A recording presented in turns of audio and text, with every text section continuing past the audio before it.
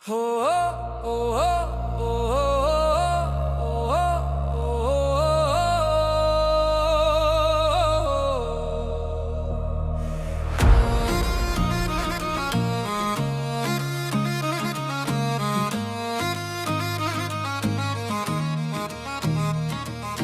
mirdzēja kā gaisma naktī, viņas pasaule tikai viņas atspīdums stiklā.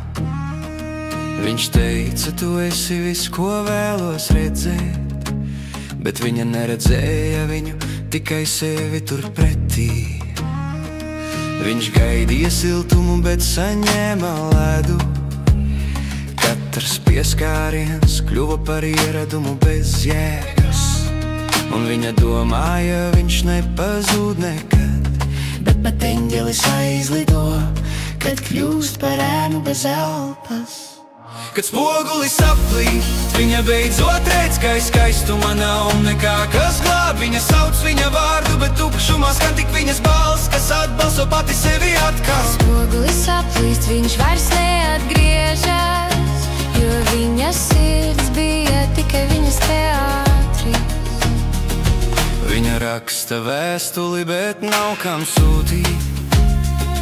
Viņas maids vairs neslēp to, ko viņa nevar dziedināt. Visas acis reiz spīdēja uz viņu, tagad tikai klusums atspoguļo viņas vainu. Kad spogulis aplīst, viņa beidzot teica, ka skaistumā nav nekā, kas glāb. Viņa sauc viņa vārdu, bet tukšumā skan tik viņas balss, kas atbalso pati sevi atkal. Kad spogulis aplīst, viņš vairs neatgriežas, jo viņas sirds bija tikai viņas teātris. Viņa kliedz, bet spogulis klusē, tas rāda viņu, bet vairs ne to, kas bija. Tagad viņa redz, mīlestība ir trausla, un ego ir stiks, kas aplīst, ka to mīl pārāk skaļi. Kad spogulis aplīst, viņa beidzot jūt, cik dārgs ir cilvēks, ko nevar vairs saukt. Viņas pasaulē krīt, bet nav kas to tuvojas. Viņas tuvākais kļuva par pagātni, kas var. Kad spogulis aplīst, viņa beidzot jūt, cik dārgs ir cilvēks, ko nevar vairs saukt. Viņas pasaulē krīt, bet nav kas to tuvojas.